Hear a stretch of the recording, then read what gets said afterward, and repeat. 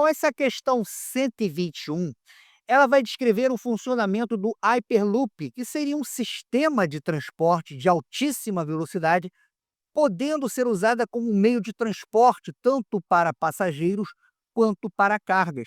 O texto fala que ele seria uma espécie de trem, mas na verdade ele é projetado para mover cápsulas dentro de tubos com baixa pressão de ar.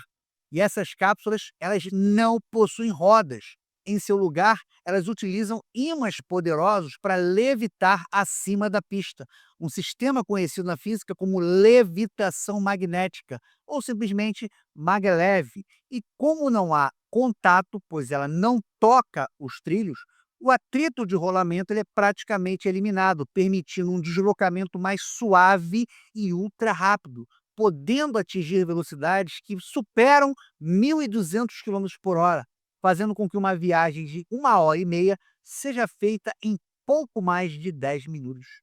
Veja, a questão ela vai focar especificamente em como ele é colocado em movimento. Isso é feito através de uma diferença de pressão entre a parte traseira e a parte frontal da cápsula.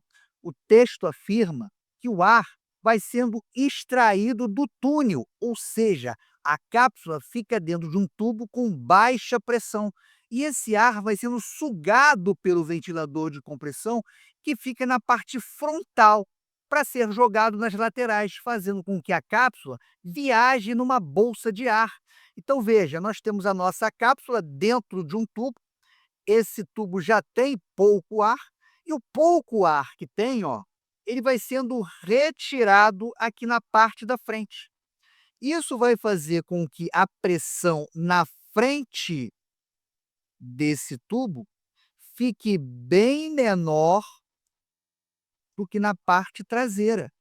E essa diferença de pressão gerada entre a parte traseira e a parte frontal faz com que a cápsula seja colocada em movimento. Ou seja, isso significa que uma pressão maior atrás da cápsula do que na frente faz com que ela se mova. Vamos lembrar que na física, fluidos como ar ou líquidos tendem a se deslocar de regiões de alta pressão para regiões de baixa pressão.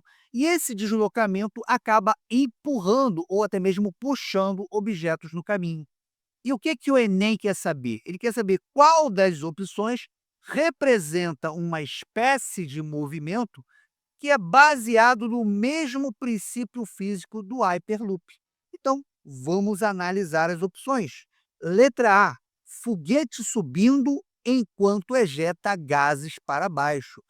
Gente, o foguete ele vai se basear na terceira lei de Newton, ou seja, na ação e reação, pela expulsão de massa, não primordialmente por uma diferença de pressão atmosférica externa.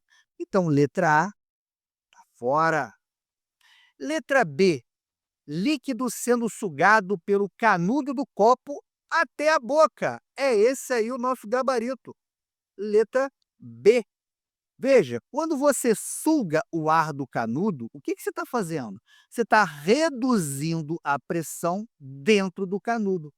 A pressão atmosférica externa, sendo maior, vai empurrar o líquido para dentro do canudo e para cima, em direção à sua boca. E é exatamente o mesmo princípio de movimento causado por gradientes de pressão, certo? Letra C. Elétron abandonado entre as placas de um capacitor plano.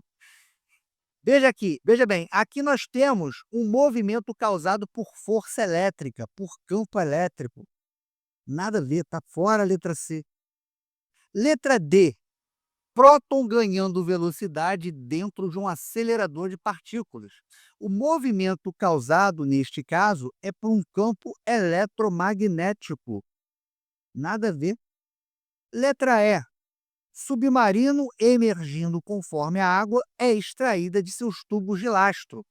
Veja, nesse caso do submarino, ele está relacionado ao princípio de Arquimedes, ao empuxo, alterando a densidade média do corpo ao retirar a água dos tanques.